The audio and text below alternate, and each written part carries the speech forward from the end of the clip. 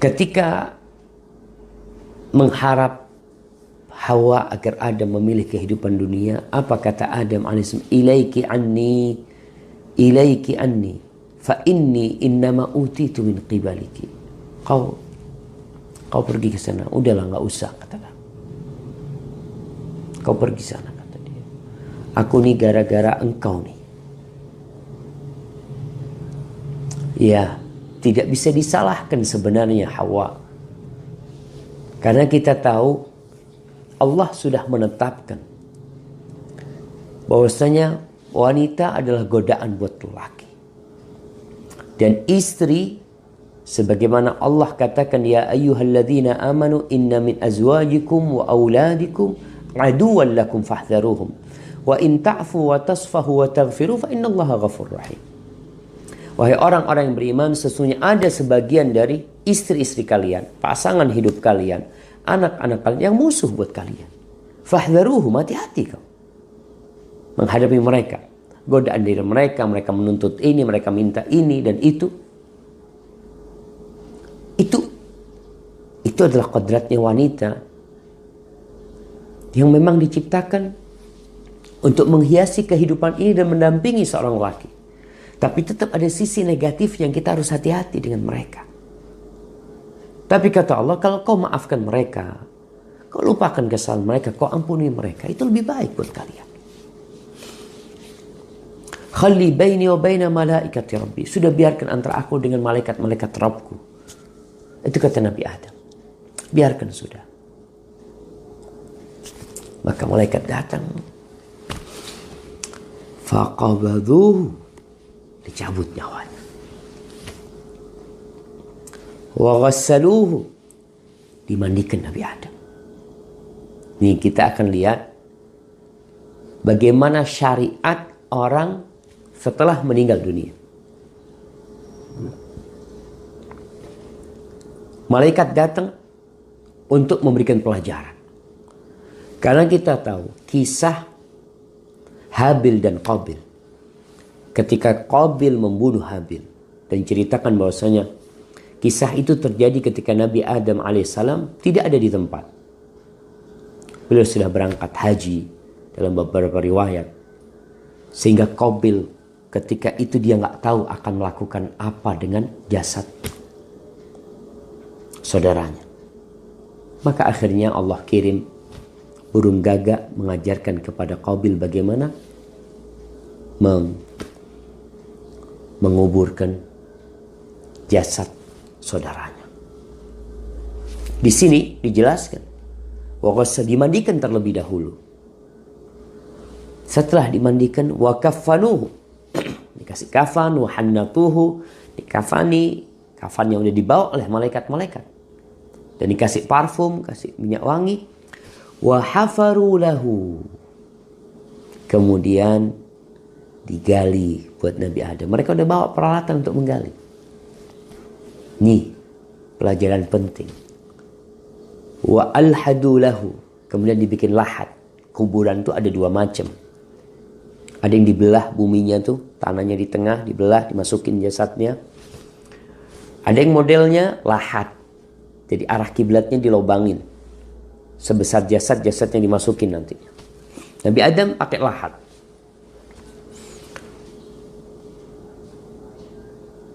Ini mereka bikin lahat, mereka gali kuburan, mereka bikin lahat. Setelah itu mereka mensolatnya, belum dikuburkan nih. Dimandikan, dikafani, parfumi, lalu mereka bikin kuburan, gali kuburan. Malaikat-malaikat mengajarkan kepada anak-anak Adam. Thumma dakhalu qabrahu. Lalu mereka masuk ke dalam kuburan itu, fawada'uhu fi qabri. Maka Nabi Adam diangkat dan disunahkan untuk jenazah itu untuk memasukkannya dari arah kaki kuburan. Kakinya. Jadi kepalanya terlebih dahulu. Itu sunnahnya tuh. Walaupun kalau mau susah Ustaz, karena gak nyaman. Ini gak apa-apa, yang penting bagaimana berusaha untuk memberikan kenyamanan kepada jenazah itu. Tapi sunnahnya dari arah kaki. Dibawa kemudian fawada'uhu fi qabri, dimasukkan ke dalam kuburannya. Karena modelnya lahat, maka dimasukkan seperti ada selorokan deh. Lahat itu, nih kalau kuburannya kayak gini nih, nah itu di sini lubang, jasad itu dimasukkan, kemudian ditutup. Faham nggak tuh? Kalau nggak paham nanti ke kuburan, berangkat lihat tuh di Madinah tuh yang dipakai sistem lahat, dua-duanya boleh. Setelah dimasukkan, wada'u alaihi labin, ditutup, selorokan itu ditutup pakai batu bata yang nggak dibakar,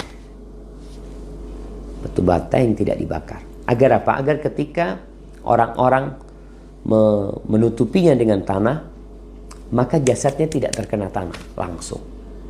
Walaupun kelak dia akan dimakan oleh tanah, tapi jasad para nabi tidak dimakan oleh tanah. Tsumma kharaju minal qabr. Kemudian setelah ditutup, mereka keluar dari kuburan. Tsumma hathau alaihi turab. Kemudian mereka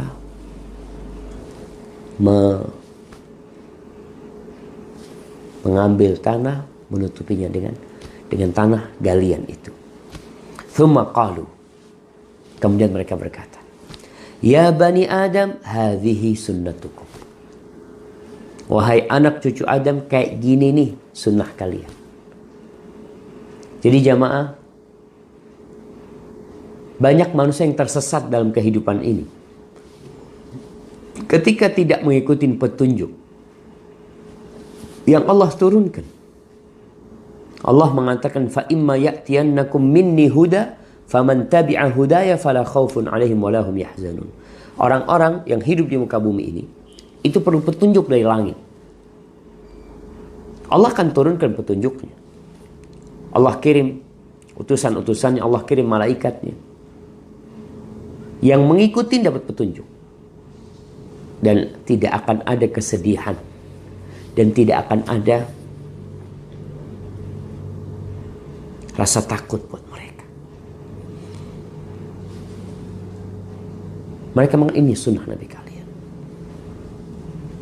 Kalau kita melihat masyarakat dunia, ternyata mereka memiliki realita yang berbeda-beda dalam menguburkan jenazah.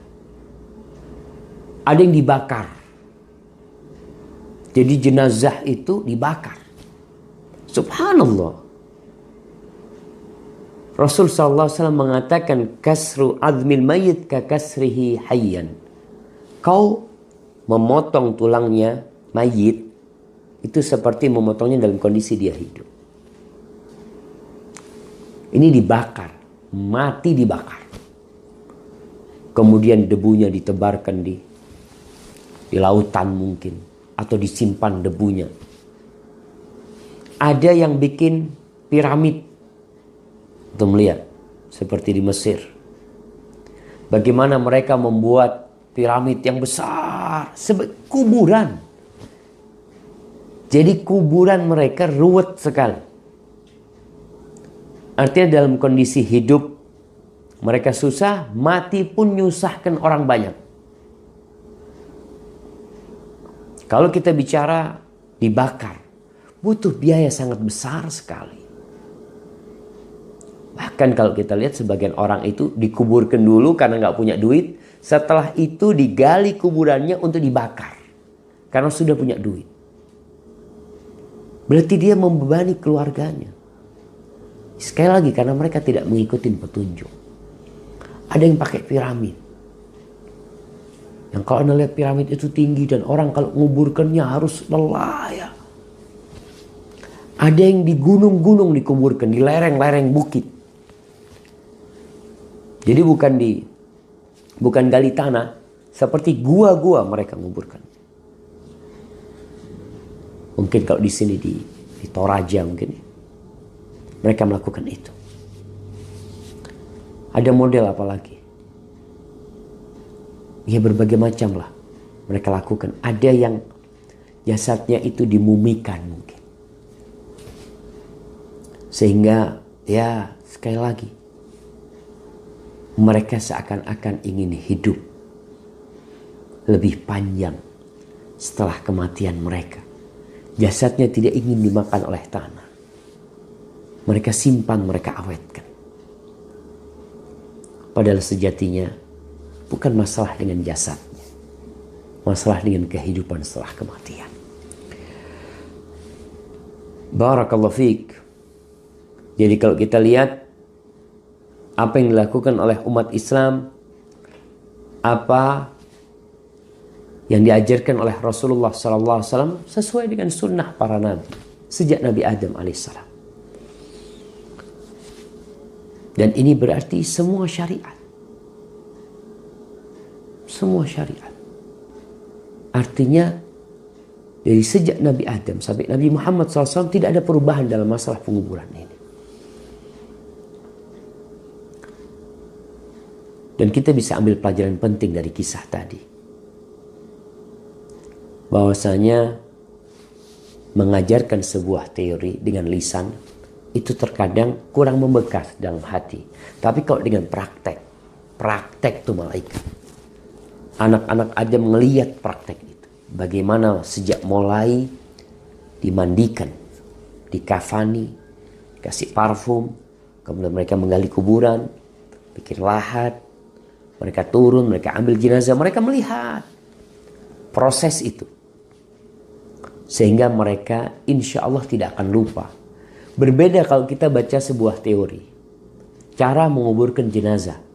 Kita baca, oh iya, cara memandikan jenazah. Kita baca, oh dimulai dengan yang bagian kanannya, kemudian bagian kirinya, kemudian ya pakai sabun, kemaluannya nggak boleh terbuka, nggak boleh tersingkap. Kita baca. Berbeda dengan kalau kita melihat. Dan orang tua pun ketika mengajarkan sesuatu kepada anaknya, pelajaran paling penting adalah dengan cara memberikan qudwah, memberikan contoh. Sebagian orang tua berkata kepada anaknya, "Nak, jangan merokok. Rokok ini berbahaya. Bikin batuk, bikin penyakit, membunuhmu." Kau lihat, bapaknya masih merokok. Kira-kira anak itu akan ikut omongan bapaknya, apa akan ikut perbuatan bapak? Mungkin yang disampaikan bapaknya dia udah lupa. Tapi yang dia lihat bagaimana bapaknya terus menyedot itu asap, dia tidak akan lupa. Kemudian kita melihat kemuliaan Nabi Adam dalam kisah ini. Apa kemuliaan yang Allah berikan kepada Nabi Adam? Ketika awal diciptakan, malaikat diperintahkan untuk sujud. Ketika meninggal dunia, malaikat langsung yang mengurusin jenazahnya. Bahkan mereka yang mensolati Nabi Adam alaihissalam dan memakamkannya. Kemudian kita juga bisa ambil pelajaran kalau malaikat itu bisa berubah. Mereka tercipta dari cahaya. Mereka memiliki sayap.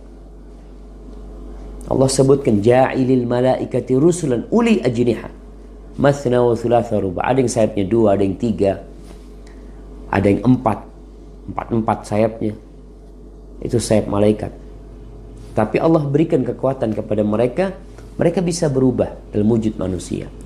Dan di dalam banyak hadis disebutkan bagaimana Jibril alaihissalam datang menjumpai Rasulullah sallallahu alaihi wasallam dalam wujud seorang sahabat Dihya al-Kalbi. Dalam kondisi naik kuda.